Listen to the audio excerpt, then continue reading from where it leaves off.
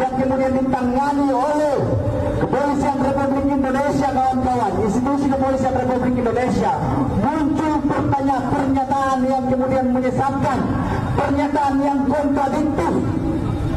Maka pernyataan hari ini kami tegaskan mengutuk keras pernyataan Hotman Paris ini, kawan-kawan.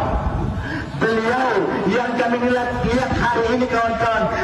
Halo teman-teman, selamat datang kembali di Analisis Sengit, channel reaksi yang membahas isu-isu panas, kontroversi publik, dan juga kadang mereaksi konten reaksi dari kreator lain. Kali ini kita akan membahas Hotman Paris yang sedang menjadi sorotan tajam setelah resmi menjadi kuasa hukum Febri Adriansyah, mantan pejabat yang kini terseret kasus dugaan korupsi besar. Yang bikin heboh, pernyataan-pernyataan Hotman justru dianggap kontradiktif, menyeret nama presiden, dan bahkan memicu kritik keras dari kalangan advokat, wartawan, hingga netizen. Perkembangan terbarunya, muncul desakan agar Hotman memberikan klarifikasi atas ucapannya soal restu presiden dan pembelaannya terhadap Febri Adriansyah. Beberapa tokoh hukum bahkan mulai mempertanyakan integritas dan etika komunikasi seorang advokat senior setelah konferensi pers yang dinilai emosional dan merendahkan wartawan. Tonton videonya hingga usai, karena saya akan memberikan komentar cukup panjang di bagian akhir video. Yuk kita tonton videonya. Branding diri di media sosial yang kemudian beliau lakukan hari ini, kawan-kawan. Beliau menunjukkan bagaimana harta kekayaan. Makanya bang, hati-hati kalau mau ngomong tuh, jangan asal ceplas-ceplos. Kita nggak peduli bang, abang mau ngebelain siapa, karena secara profesional ya itulah tugas abang sebagai pengacara. Tapi permintaan kita cuma satu, jangan mengait-ngaitkan, jangan membawa-bawa nama Bapak Presiden. Prinsipnya kalau salah mau siapapun itu, kalau memang korupsi, Presiden pasti mendukung untuk dipenjarakan tuh koruptornya. Jadi bukan karena orang yang abang bela dekat dengan Presiden dan sudah menyelamatkan harta negara beratus-ratus triliun, orang ini bisa bersih. Belum tentu bang, jangan seakan-akan Presiden mau ngebela dia. Jangan begitu bang, walaupun abang menjadi lawyer keluarga Prabowo selama 20 tahun pun kita nggak peduli. Ada hal yang saya soroti sekali terkait dengan alasan daripada Hotman Paris memilih untuk membela atau memutuskan untuk membela Febri Adriansyah terhadap penetapan tersangka terhadap kasus yang saat ini sedang bergulir. Yang menariknya adalah alasan yang dilontarkan oleh Hotman Paris agak lucu dan akan menimbulkan banyak sekali perdebatan, di mana ia mengatakan bahwa seolah-olah Jampitsus atau Febri Adriansyah, mantan Jampitsus begitu ya, telah berhasil mengembalikan kerugian negara senilai 430 triliun. Karena itu adalah sebuah kebanggaan bagi Presiden Prabowo. Nah, yang menjadi persoalan, apakah seseorang yang ketika menjabat berprestasi lalu diperbolehkan untuk melakukan sebuah perbuatan pidana? Apakah seseorang yang telah berprestasi ketika diduga melakukan sebuah perbuatan pidana lalu dia mendapatkan perlakuan khusus, tidak boleh seakan-akan dipermalukan, tidak boleh dipublikasi, tidak boleh digeledah, tidak boleh diperiksa, apalagi? Maka menurut saya logika berpikir yang ditimbulkan oleh Hotman Paris perlu kita pertanyakan. Karena berdasarkan alasan yang disampaikan tersebut, maka saya secara pribadi meragukan integritas Hotman Paris sebagai seorang advokat senior. Itu adalah hal yang menjadi prinsip utama seorang advokat memilih untuk atau memutuskan untuk mendampingi atau menjadi kuasa hukum seseorang, begitu ya. Nah, ada lagi hal yang mungkin perlu saya soroti di sini, yaitu adab. Ada apa dengan adab seorang Hotman Paris yang harusnya ia dapat menjadi contoh? Ia adalah seorang advokat senior yang dapat menjadi contoh bagi advokat-advokat muda, di mana ketika dia press conference, dia mengatakan kepada wartawan begitu, dia menyuruh wartawan untuk bertanya kepada kakeknya, kakek si wartawan begitu. Karena si wartawan menanyakan sejumlah hal. Ketika wartawan menanyakan beberapa hal yang menurut dia mungkin prinsip, lalu mungkin dia tidak mampu menjawab dengan legal opini yang baik atau legal reasoning yang baik, Pada akhirnya dia menjawabnya dengan kata-kata yang mohon maaf sangat tidak etis. Itu dilontarkan oleh seorang advokat senior. Dia mengatakan tanya kepada kakekmu. Bahkan ada lagi seorang wartawan yang bertanya baik-baik tentang penahanan daripada Febri Ardiansyah tersebut. Tapi dia suruh wartawan pakai otak. Pakai otakmu. Ada apa dengan integritas daripada seorang Hotman Paris? Ada apa dengan adab daripada seorang Hotman Paris? Saya sebagai ketua umum dari Komite Nasional Advokat Indonesia yang menaungi kurang lebih 1.800 anggota atau 1.800 advokat yang tersebar di seluruh Indonesia, saya sangat miris, merasa kecewa dengan statement yang dilontarkan oleh Hotman Paris. Padahal kalau dia sampaikan saja, saya profesional, saya sebagai seorang advokat, saya dibayar pun misalnya untuk mendampingi seorang Febri Ardiansyah begitu. Dan setiap orang yang ditetapkan sebagai tersangka sedang menjalankan proses hukum diberikan hak untuk mendapatkan pembelaan dari advokat. Dia cukup sampaikan itu saja, sudah clear. Kenapa dia harus mengamuk? Ada apa? Itu pertanyaannya. Halo Hotman, ya. Namamu sudah cukup baik, ya, karena kau banyak menolong masyarakat, ya. Tapi untuk kali ini kau pasang badan untuk orang yang bersalah, jelas seluruh Indonesia ini melihat, ya gitu. Nah, sekarang tujuan kau apa? Hanya ingin menyenangi hati klien kau, begitu, ya. Dan mau sebanyak apapun ya jasa dia ketika dia melakukan tugasnya, itu adalah tugas, ya. Dan kau bilang dikembalikan kepada negara, memang seharusnya begitu. Begitulah sumpah jabatan. Sumpah jabatan harus dilakukan, ya. Kalau enggak dilakukan, maka akhirat yang akan menanti. Jadi nggak ada masalah dia mau pulangkan uang seberapa triliun, mau beribu triliun pun, ya, itu bukan kebaikan, tapi itu adalah tugas. Dan ketika dia sudah merencanakan untuk mengambil kekayaan Indonesia ini ataupun korupsi, maka itu tidak bisa dibenarkan, ya.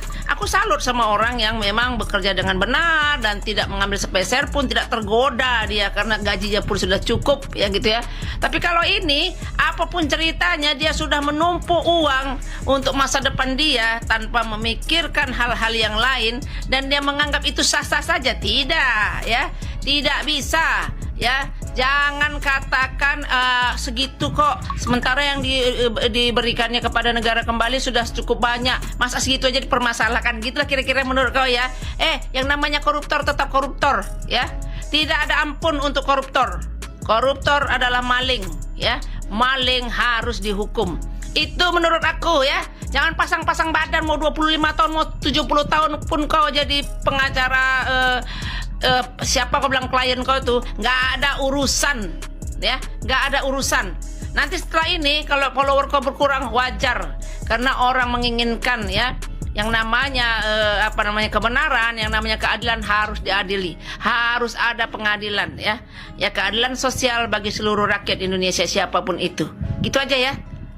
Jangan bikin kegaduhan, terus kau banyak kali komentar pula lagi seolah-olah kau itu tidak bisa dipersalahkan kalau kau menolong. Enggak, tetap kau salah, ya, karena kau menolong kesalahan. Bang Hotman, berbeda abang sebelum sarapan dan sesudah sarapan, ya. Tapi seandainya aku jadi pengacara dan andai ketemu kita dalam satu kasus, bakal seru kita berdebat, bang. Abang sebelum sarapan mengatakan tidak mungkin Polri mengungkap kasus yang besar tanpa restu presiden. Tidak mungkin. Abang memastikan dan mematenkan kata tidak mungkin. Kata tidak mungkin. Berkali-kali abang ucapkan kata tidak mungkin. Inilah menunjukkan ketegasan presiden dalam mengungkap kasus. Inilah membuka mata kita betapa parahnya negara ini, betapa banyaknya kerugian negara ini, ratusan BUMN merugi. Itu abang sebelum sarapan. Tapi abang di situ tidak ada memuji Polri, abang memuji presiden. Tapi setelah sarapan, abang langsung banting setir, balik arah, drastis, dan sangat-sangat drastis. Abang mengatakan setelah abang sarapan, ternyata baru saya ketahui tidak ada izin. Bagaimana abang bisa di awal sebelum sarapan dengan yakin pedenya abang, ya, tidak mungkin tanpa restu presiden. Tapi sekarang ternyata saya ketahui sekarang tidak ada izin. Malu nggak bang? Setelah sarapan abang malah memuji FA. FA kebanggaan presiden mengembalikan 430 triliun. Padahal di awal sebelum sarapan abang mengatakan ini membuka mata kita betapa parahnya keadaan negara ini merugikan ratusan BUMN. Mana yang kami percaya bang? Ketika wartawan bertanya apakah ada agenda tersembunyi, abang tidak menjawab dengan jawaban yang enak didengar. Justru abang mengatakan tanya kakek lu. Tanya kakek lu. Tapi itulah memang orang yang merasa hebat ini ketika nggak suka menjawab atau tidak ingin lidahnya kepleset, maka yang keluar itu omongan yang merendahkan. Itu memang biasa diucapkan oleh orang yang merasa dirinya berkuasa hebat. Lalu abang juga mengatakan, mana bisa saya menafsirkan orang lain? Padahal sebelum sarapan abang bisa menafsirkan bahwa yang dilakukan Polri ini tidak mungkin tanpa restu presiden. Termakan omongan sendiri kan bang?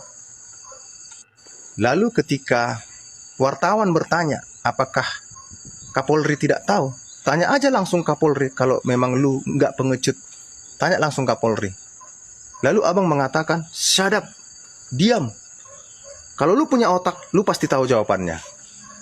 Abang pengen menunjuk ke arah ya LSP, tapi abang tidak mau mengeluarkannya. LSP. Tapi abang tidak mau mengeluarkannya. Abang melemparkannya ke wartawan. Jago abang. Tapi bang, kenapa abang mengatakan baru itu saja sudah dipermalukan? Baru itu saja.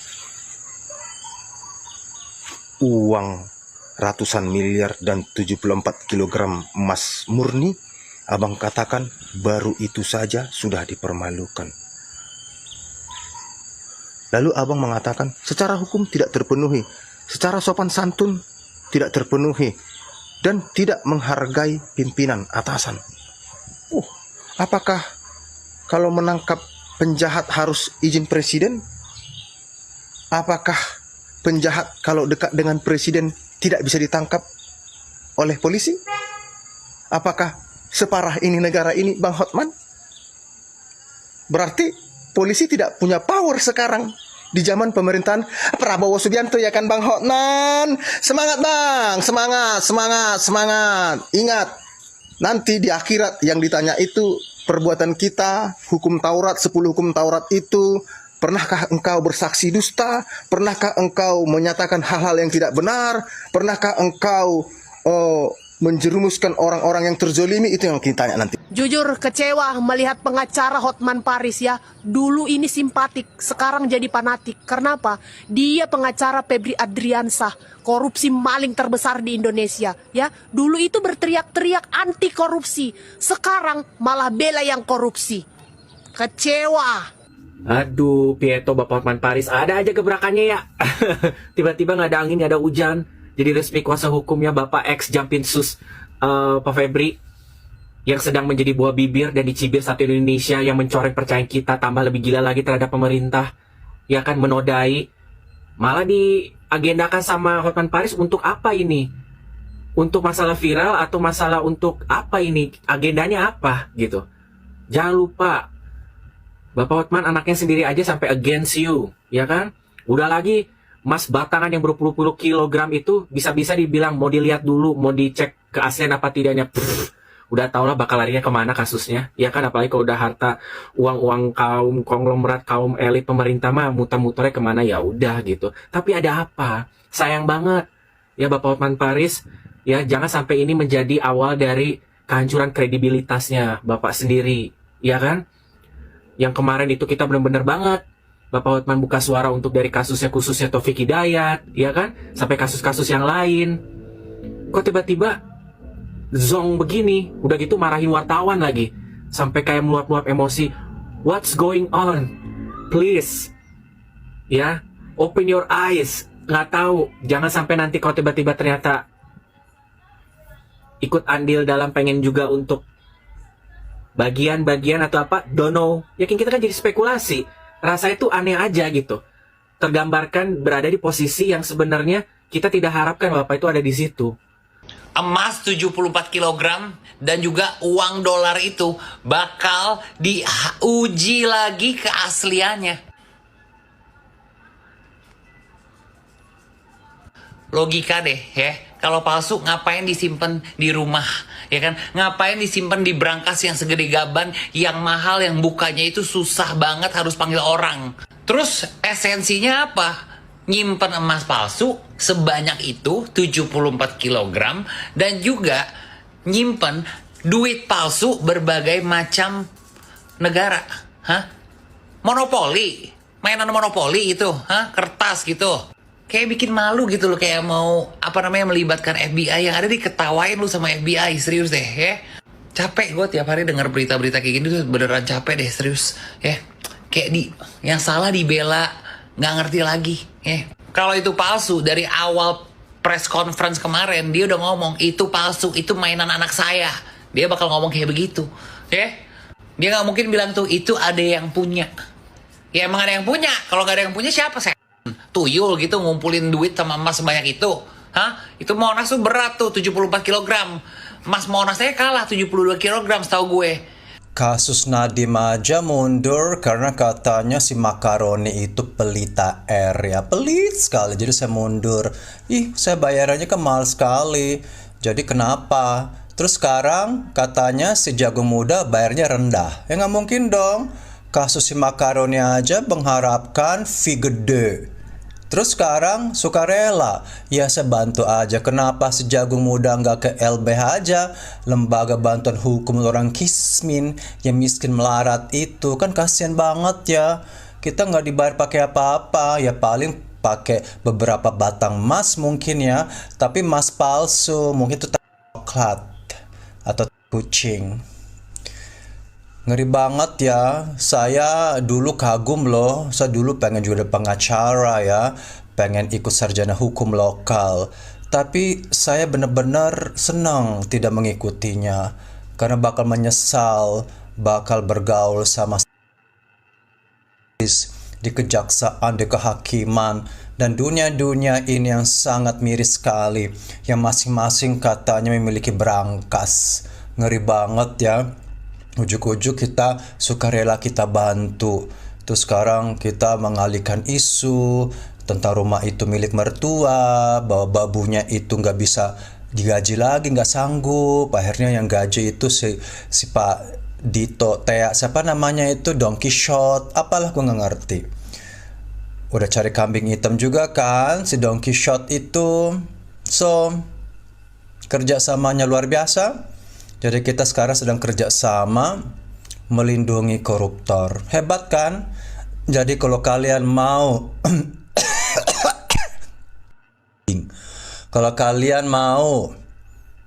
karir yang mendekati neraka, menurut saya jadilah pengacara atau penegak hukum. Itu pasti diambang neraka, guys. Karena nggak mungkin, itu sistem. Ya tadinya saya kagum sama pengacara, saya nggak lagi. Oh dia hebat, enggak, saya nggak hebat. Karena lo berhubungan dengan orang kotor. Kalau lo mau berhubungan kotor, kerjasama itu juga kotor. Di situ kok ilmunya. Nggak ada, nggak bisa. Lo mainin hukum, mainin perintah Tuhan. Lo hidup tidak adil, hidup kotor, dan harus tunduk sama sistem yang tidak kotor ini. Oke teman-teman, setelah kita menyaksikan seluruh videonya, sekarang saya ingin memberikan komentar pribadi saya. Ini murni pandangan subjektif saya sebagai content creator dan sebagai warga negara yang mengikuti perkembangan isu ini dari berbagai sisi. Terus terang, saya cukup kaget melihat bagaimana seorang figur sebesar Hotman Paris bisa masuk ke pusaran kontroversi seperti ini. Selama bertahun-tahun, banyak orang mengenal beliau sebagai pengacara yang vokal, berani, dan sering tampil membela masyarakat kecil di media. Bahkan saya pribadi dulu termasuk orang yang menganggap Hotman itu salah satu pengacara paling menarik untuk diikuti karena cara bicaranya lugas dan penuh percaya diri. Tapi dalam kasus ini, menurut saya ada sesuatu yang terasa berbeda. Yang paling mengganggu bukan keputusan beliau menjadi kuasa hukum Febri Adriansyah. Itu hak setiap advokat, dan saya rasa semua orang paham bahwa tersangka pun berhak mendapatkan pembelaan hukum. Kalau Hotman hanya mengatakan, saya profesional, saya menjalankan tugas sebagai advokat, mungkin polemiknya tidak akan sebesar sekarang. Masalahnya adalah narasi yang dibangun. Ketika seorang pengacara mulai mengaitkan tindak pidana dengan jasa-jasa klien di masa lalu menyebut bahwa klien tersebut pernah menyelamatkan kerugian negara ratusan triliun rupiah dan menjadi kebanggaan presiden, disitulah menurut saya publik mulai merasa ada upaya membangun persepsi bahwa orang ini seolah-olah punya nilai khusus. Saya pribadi kurang setuju dengan logika seperti itu. Prestasi seseorang tidak otomatis menjadi tameng ketika ia sedang diperiksa dalam perkara pidana. Kalau logikanya begitu, maka akan muncul kesan bahwa orang yang pernah berjasa boleh mendapatkan perlakuan berbeda. Padahal justru dalam negara hukum, semua orang seharusnya diperlakukan sama di depan hukum, entah dia pejabat, pengusaha, artis, atau pengacara terkenal. Hal lain yang menurut saya cukup disayangkan adalah cara merespons pertanyaan wartawan. Saya tahu konferensi pers itu situasinya bisa panas. Wartawan kadang bertanya berulang-ulang, bahkan bisa memancing emosi. Tapi ketika jawaban yang keluar adalah tanya kakekmu atau pakai otakmu, menurut saya itu sudah tidak elegan. Apalagi yang mengucapkan adalah seorang advokat senior yang selama ini sering tampil sebagai figur publik dan panutan bagi banyak calon pengacara muda. Justru di momen seperti itulah kualitas seseorang diuji. Orang yang benar-benar kuat biasanya tetap tenang ketika ditekan. Semakin tinggi posisi seseorang, semakin besar pula tanggung jawabnya untuk menjaga adab dan etika komunikasi. Saya membayangkan kalau ada pengacara muda yang meniru gaya seperti itu, tentu dunia hukum kita akan semakin gaduh. Yang juga membuat saya heran adalah perubahan pernyataan yang dianggap kontradiktif oleh banyak pihak. Di satu sisi, ada ucapan bahwa kasus besar seperti ini tidak mungkin diungkap tanpa restu presiden. Lalu setelah itu muncul pernyataan lain yang seolah-olah menarik kembali asumsi tersebut. Nah, publik tentu bingung, mana yang harus dipercaya? Ketika seseorang berbicara dengan sangat yakin, lalu kemudian mengubah arah pernyataannya, wajar kalau orang mulai mempertanyakan konsistensinya. Saya tidak mengatakan Hotman salah secara hukum, karena itu wilayah penyidik dan pengadilan. Tapi secara komunikasi publik, menurut saya langkah ini kurang tepat. Dan di era media sosial seperti sekarang, kesalahan komunikasi bisa jauh lebih berbahaya daripada kesalahan teknis. Sekali publik merasa ada yang janggal, potongan-potongan video akan terus diputar, dianalisis, dan dijadikan bahan perdebatan tanpa henti. Ada satu hal yang menurut saya penting, jangan sampai masyarakat kehilangan kepercayaan terhadap profesi advokat. Saya melihat di video tadi ada beberapa komentar yang sangat emosional sampai mengatakan tidak lagi kagum pada pengacara. Nah, saya pribadi tidak setuju kalau semua pengacara disamaratakan. Masih banyak advokat yang bekerja dengan integritas tinggi, mendampingi rakyat kecil tanpa bayaran besar, dan benar-benar memperjuangkan keadilan. Karena itu, justru figur publik seperti Hotman seharusnya lebih berhati-hati. Setiap ucapan beliau punya dampak besar terhadap citra profesi hukum. Ketika publik melihat seorang advokat senior tampak membela mati-matian seseorang yang sedang menjadi sorotan, lalu disertai pernyataan-pernyataan yang dianggap menyerang wartawan dan membawa-bawa nama presiden, efeknya bukan hanya ke pribadi Hotman, tetapi juga ke persepsi masyarakat terhadap dunia hukum secara keseluruhan. Saya juga ingin menyoroti soal branding. Di video tadi ada kritik bahwa Hotman terlalu fokus pada pencitraan di media sosial. Jujur saja saya memahami kenapa orang berpikir seperti itu. Hotman memang dikenal sangat aktif membangun personal branding. Itu sah-sah saja, dan bahkan mungkin menjadi salah satu alasan beliau begitu populer. Tetapi ada batas tipis antara branding dan overexposure. Ketika setiap isu besar selalu dikomentari dengan gaya yang sangat dramatis, lama-lama publik bisa merasa bahwa perhatian lebih diarahkan pada sensasi daripada substansi. Apakah ini akan menjadi awal runtuhnya kredibilitas Hotman? Saya belum berani mengatakan sejauh itu. Figur publik sering mengalami fase naik turun. Bisa saja setelah ini beliau memberikan klarifikasi yang lebih tenang dan argumentatif, lalu situasinya mereda. Tapi satu hal yang pasti, kasus ini sudah menjadi pengingat bahwa reputasi yang dibangun puluhan tahun bisa terguncang hanya karena beberapa pernyataan yang dianggap tidak tepat. Kalau saya boleh jujur, saya lebih suka melihat Hotman Paris yang dulu, tajam dalam argumen hukum, berani mengkritik ketidakadilan, tetapi tetap menjaga wibawa ketika berbicara di depan publik. Saya yakin banyak penonton juga merindukan sosok seperti itu, karena bagaimanapun beliau adalah salah satu tokoh hukum paling dikenal di Indonesia. Sayang sekali kalau energi dan pengaruh sebesar itu justru habis untuk kontroversi yang sebenarnya bisa dihindari. Dan yang paling penting, mari kita tunggu proses hukumnya berjalan. Jangan sampai kita ikut-ikutan menghakimi sebelum ada putusan pengadilan. Mengkritik pernyataan dan sikap seseorang itu boleh, tetapi menvonis tanpa proses hukum juga tidak sehat. Kita bisa tidak setuju dengan cara Hotman berbicara, kita bisa kecewa dengan sikapnya, tetapi tetap harus membedakan antara kritik terhadap perilaku dan penetapan bersalah secara hukum. Nah, teman-teman, itu komentar pribadi saya. Saya ingin tahu pendapat kalian.